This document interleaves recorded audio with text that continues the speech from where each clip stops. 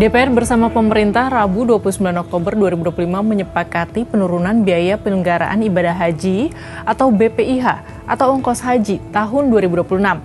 Alhamdulillah, BPIH 2026 menjadi 54,19 juta rupiah yang ditanggung langsung oleh jemaah. Bagaimana hitungannya?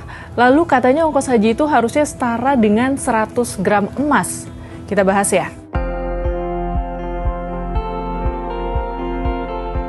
Karena kan amanah Presiden memang ongkos haji harus turun. Dan DPR tadi sebagian besar bersepakat terkait dengan upaya kita menyisir satu persatu komponen biaya haji yang bisa diturunkan. Rata-rata BPIH tahun 1447 Hijriah 2026 Masehi per jamaah reguler sebesar 87.409.365,45 rupiah, turun sebesar 2.893,34 rupiah dibanding dengan BPIH tahun 1446 Hijriah 2025 Masehi. BPIH 2026 disepakati 87,4 juta rupiah. Dari jumlah tersebut, 62% atau 54,19 juta rupiah dibayar oleh jemaah, sedangkan 38% atau 33,21 juta rupiah berasal dari nilai manfaat pengelolaan keuangan haji. Dengan kesepakatan tersebut, BPIH tahun 2026 turun 2 juta rupiah dibandingkan 2025 yang sebesar 89,41 juta rupiah per anggota jemaah. Sementara ongkos yang dibayar langsung oleh jemaah juga turun 1,23 juta rupiah dari 55,43 juta rupiah pada 2025 menjadi 54,19 juta rupiah pada 2026. Penurunan ongkos haji kali ini menjadi yang kedua berturut-turut sejak 2025. Sebelumnya ongkos yang dibayarkan jemaah haji 2025 juga turun Rp600.000 dibandingkan tahun sebelumnya. Tren penurunan ongkos berlanjut pada haji 2026 yang turun hingga 1,23 juta rupiah per anggota jemaah. Padahal pada 2016 hingga 2024, ongkos haji selalu naik tiap tahun.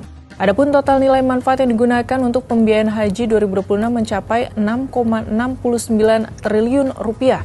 Turun 136,06 miliar rupiah dibandingkan tahun sebelumnya.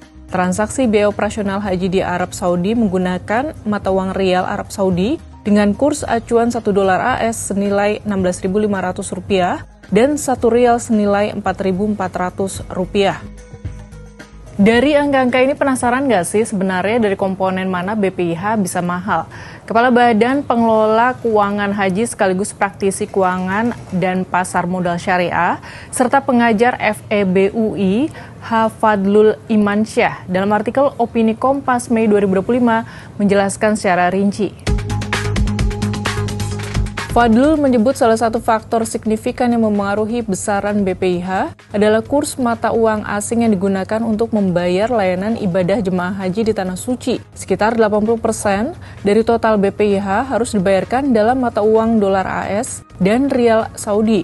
Akibatnya, setiap kenaikan kedua kurs mata uang tersebut terhadap rupiah akan memengaruhi besaran penentuan BPIH dalam tahun berjalan. Hal ini di luar perhitungan jika terjadi kenaikan harga akibat inflasi, baik di dalam negeri maupun di Tanah Suci. Berdasarkan data historis, sebenarnya besaran BPIH tidak terlalu jauh dari nilai 100 gram emas. Sebagai contoh, pada 2010 BPIH atau yang dulu dikenal dengan ONH atau ongkos naik haji bernilai sekitar 34,5 juta rupiah. Hampir setara dengan harga 100 gram emas saat itu sekitar Rp350.000 per gram.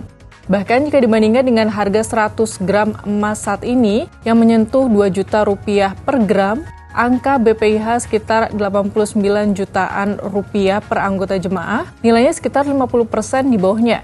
Secara umum, nilai BPIH yang setara dengan 100 gram emas ini juga berlaku di hampir semua negara muslim di dunia. Komponen biaya terbesar BPIH adalah biaya penerbangan dan akomodasi. Secara teknis, biaya penerbangan juga meningkat akibat skema penerbangan haji saat ini menggunakan mekanisme charter dan tidak efisien dalam pemanfaatan armada pesawat. Pesawat harus terbang kosong dalam salah satu rute, baik saat kembali ke Indonesia setelah mengantar jemaah ke Tanah Suci, maupun saat berangkat dari Indonesia untuk menjemput jemaah pulang. Artinya, setiap jemaah harus menanggung total 4 kali perjalanan, meski hanya menggunakan 2 kali perjalanan secara langsung. Sahabat Kompas, upaya Kementerian Haji dan Umroh menurunkan ongkos haji 2026 patut diapresiasi. Harapannya meski ongkos turun, pelayanan tidak ikut turun, sebaliknya makin membaik. Tak kalah penting yaitu transparansi tata kelola dana haji agar memberikan manfaat sebesar-besarnya bagi jemaah.